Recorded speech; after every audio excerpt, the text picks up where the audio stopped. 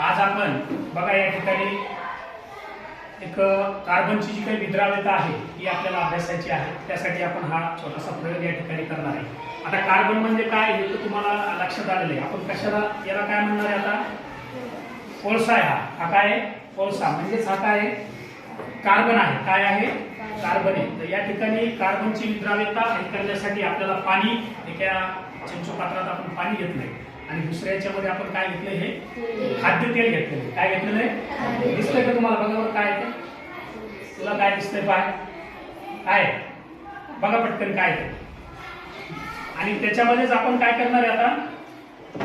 कार्बनची भुकटी म्हणजेच आपण कोळशाची भुकटी टाकणार आणि त्याच्यावर आपण विद्राव्यता ठरविणार आहे। आपल्याला काय अनुभव येते? आता आपण बारीक कार्बनची भुकटी या ठिकाणी केलेली आहे, बघू शकता तुम्ही। आता पाण्यामध्ये टाकू अगोदर आणि तीच कार्बनची भुकटी आपण याच्यामध्ये कशात टाकणार आहे ना? खाद्यतेलामध्ये। बघा बघा तुम्ही आता एकीनं पाणी घ्या जवळ आणि एकीने खाद्यतेल घ्या। बघा मला सांगा काय दिसते तुम्हाला त्याच्यात? बघा वरी घेऊन पहा आणि ढवळीनं ढवळून पहा। ढवळा आपण जे काही कार्बन टाकलंय त्याला ढवळून पहा तुम्ही।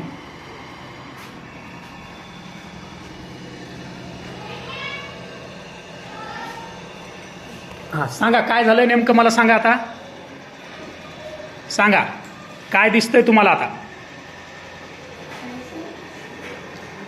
काय झालंय? कार्बनची भुकटी पाण्यात विरघळली का? कार्बनची भुकटी तेलात विरघळली का? हा काय झालंय मग? काय झालंय सांगा ना। तशीच आहे का?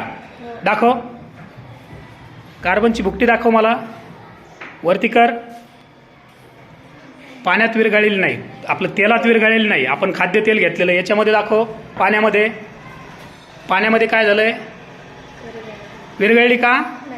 नाही। म्हणजेच कार्बन जो आहे तो त्याची विद्राव्यता पाण्यात सुद्धा नाही, तेलात सुद्धा नाही। काय अनुमान काढणार आपण मग आता याच्यावरून? पाण्यात विरघळतो का कार्बन? तेलात विरघळला का? नाही। आणि तिसरं आपल्याला दिलं होतं रॉकेल। रॉकेल आपल्याला उपलब्ध झालं नाही, पण रॉकेलमध्ये सुद्धा कार्बन विरघळत नाही, म्हणजे त्याची भुकटी विरघळणार नाही। ठीक आहे, म्हणजे कार्बनची विद्राव्यता या तिघांमध्ये सुद्धा आहे का? नाही। लक्षात येतंय का तुम्हाला? ठीक।